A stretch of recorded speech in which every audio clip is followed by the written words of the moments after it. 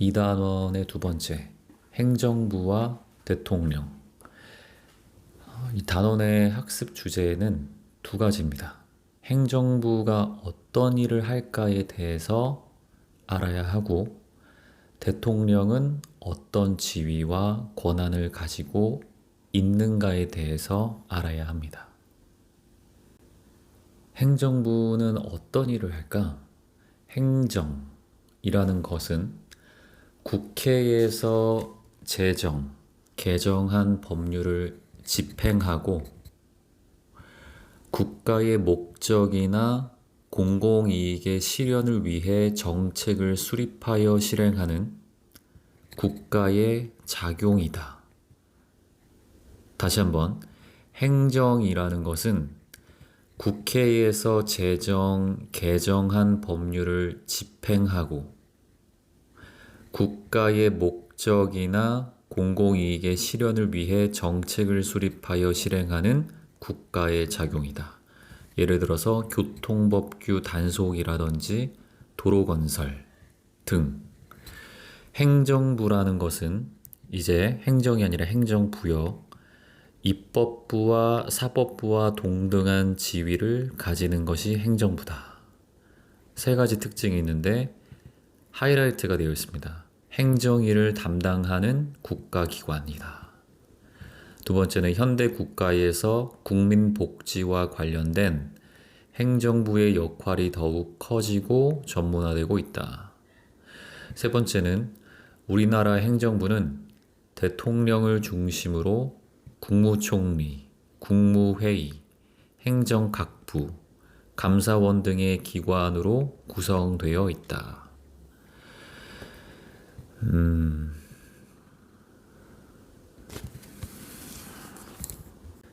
우측의 행정국가와 현상이 무엇인지 읽어보겠습니다.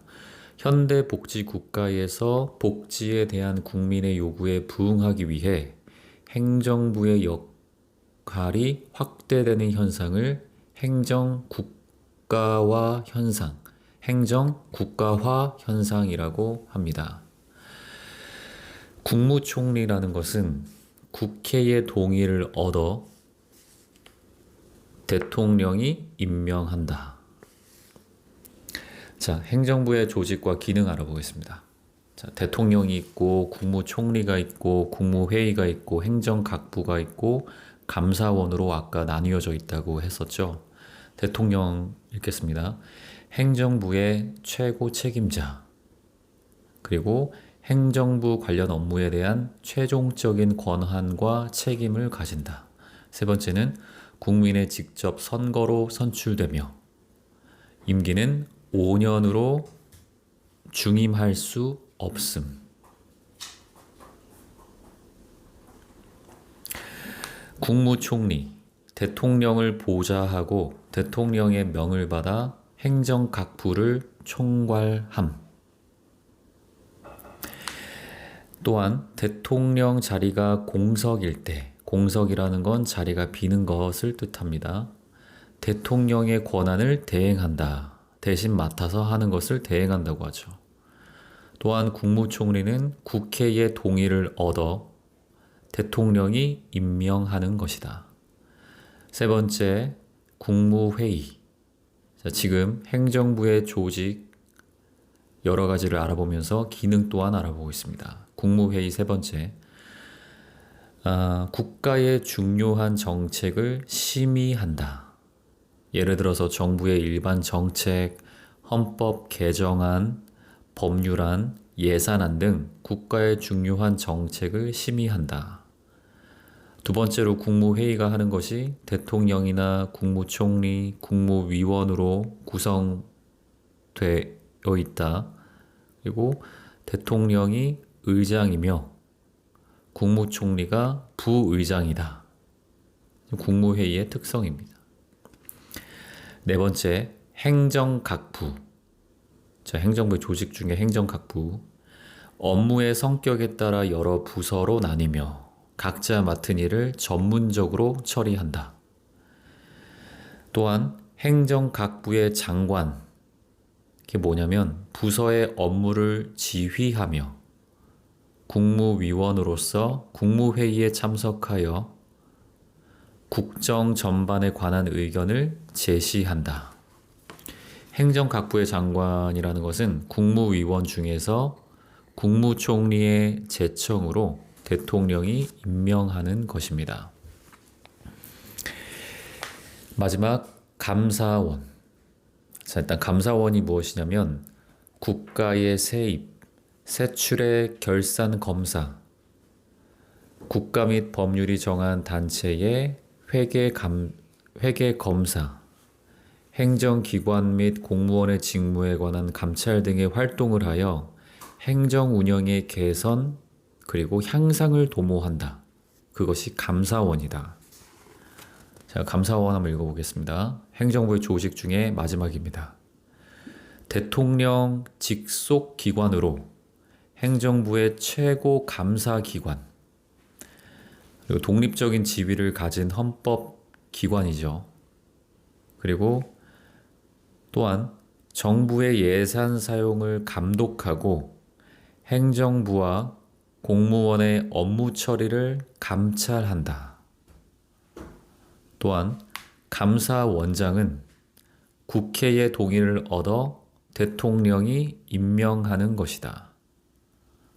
감사원의 아까 첫 번째만 다시 읽어보면 대통령 직속 기관으로 행정부의 최고 감사기관이다. 그래서 독립적인 지위를 가진 헌법기관이라고 명시되어 있습니다. 자, 우측의 자료 해설 몇 가지만 읽어보겠습니다. 두 가지.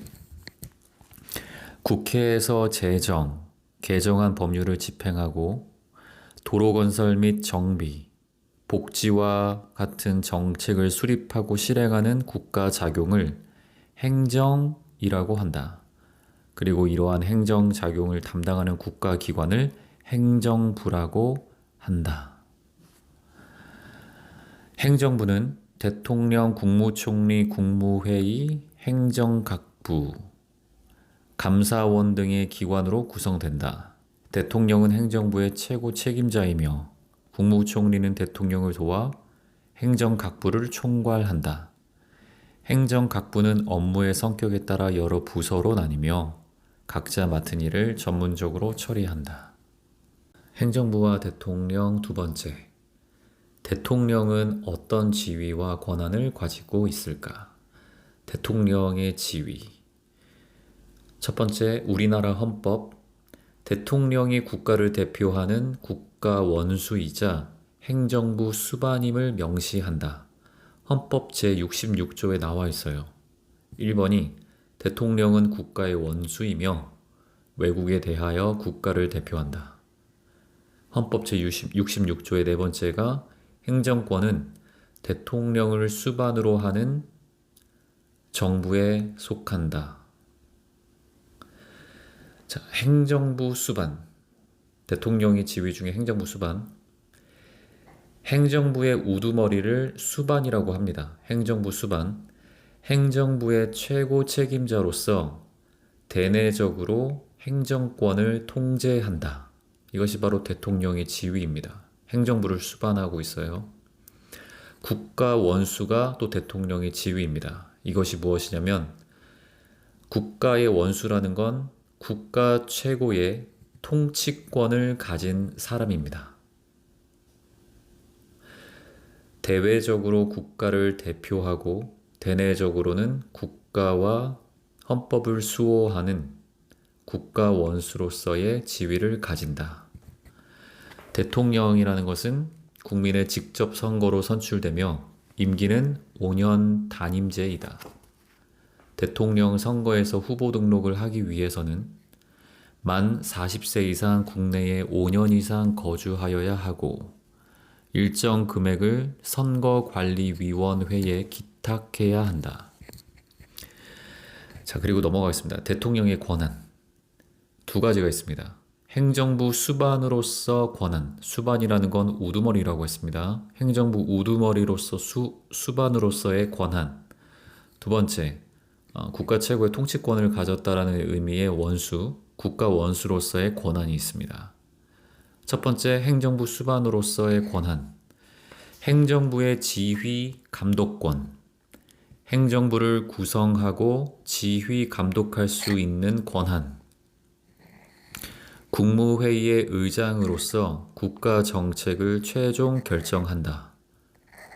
그리고 또한 국군 통수권, 국군을 지휘하고 통솔한다.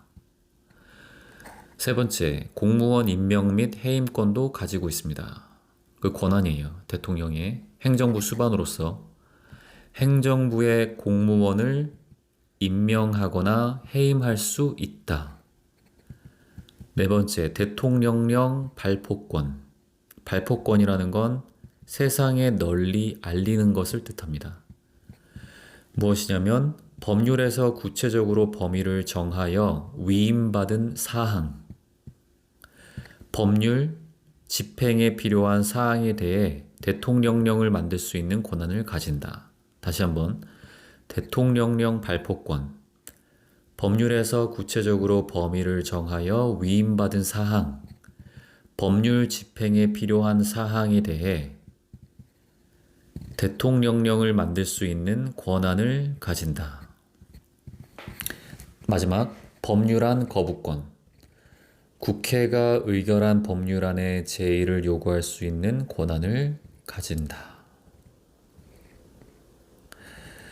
입법부인 국회를 견제하는 데 사용한다. 그것이 법률안 거부권이다. 다시 한번 법률안 거부권. 국회가 의결한 법률안에 제의를 요구할 수 있는 권한을 가진다. 입법부인 국회를 견제하는 데 사용한다. 자, 여태까지 행정부 수반으로서의 권한을 알아봤다면 국가 원수로서의 권한을 알아보겠습니다. 대외적 국가대표 권한, 외국에 대하여 국가를 대표하여 외교사절 접수, 조약 체결 및 비준권 등을 가진다. 헌법기관 구성원, 대법원장, 헌법재판소의 장 등 헌법에 따라 설치된 국가기관을 구성한다. 세 번째, 마지막이죠. 국가와 헌법을 수호하는 권한. 천재지변 등 국가에 긴급한 일이 생긴 경우 긴급 명령을 내릴 수 있으며 전쟁과 같은 국가 비상사태가 발생하였을 때 계엄을 선포할 수 있다. 계엄이 무엇이냐? 국가의 비상사태가 생겼을 때 행정 및 사법 기능의 전부 또는 일부를 군대가 맡아 다스리는 것을 뜻한다. 그리고 여기 정부 중요 공무원의 임명 방식이 나와 있습니다. 국무총리와 감사원장은 국회의 동의를 얻어 대통령이 임명하는 것이고요. 행정각부의 장관은 국무총리의 제청을 받아 대통령이 임명하는 것입니다.